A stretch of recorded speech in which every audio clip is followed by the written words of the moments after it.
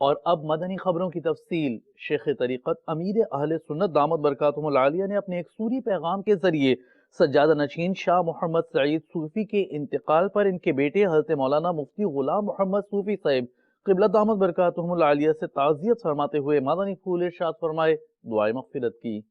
نحمدہ ونصلی ونسلم علی رسول النبی الکریم۔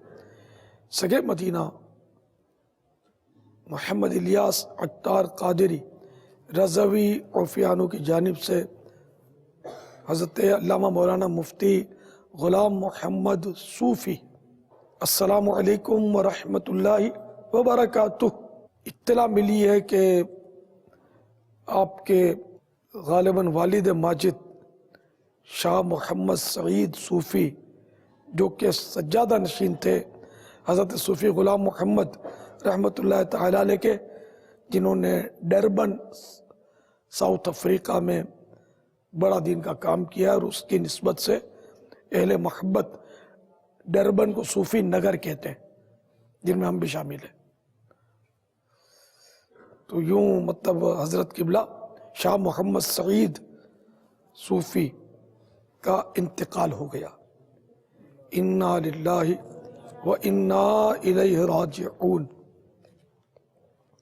یا اللہ پیارے حبیب صلی اللہ تعالی علیہ وآلہ وسلم کا واسطہ مرحوم شاہ محمد سعید صوفی کو غریق رحمت فرما۔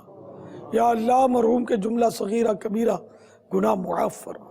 الہ العالمین مرحوم کی بے حساب مغفرت فرما۔ مرحوم کو جنت الفردوس میں اپنے پیارے حبیب صلی اللہ تعالی علیہ وآلہ وسلم کا پڑوس نصیب فرما۔ یا اللہ مرحوم کے لواحقین و پسماندگان کو صبر جمیل اور صبر جمیل پر اجر جزیل مرحمت فرما۔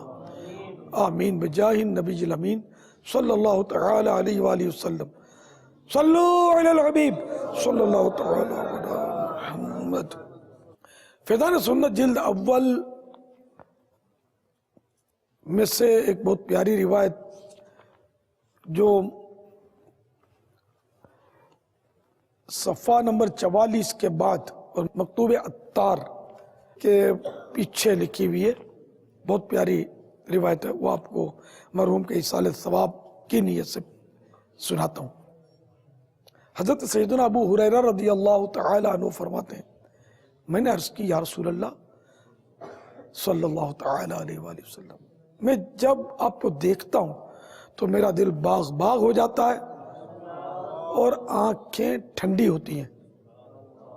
آقا مجھے ہر چیز کی معلومات عطا فرما دیجئے۔ ارشاد ہوا ہر شے پانی سے بنی ہے۔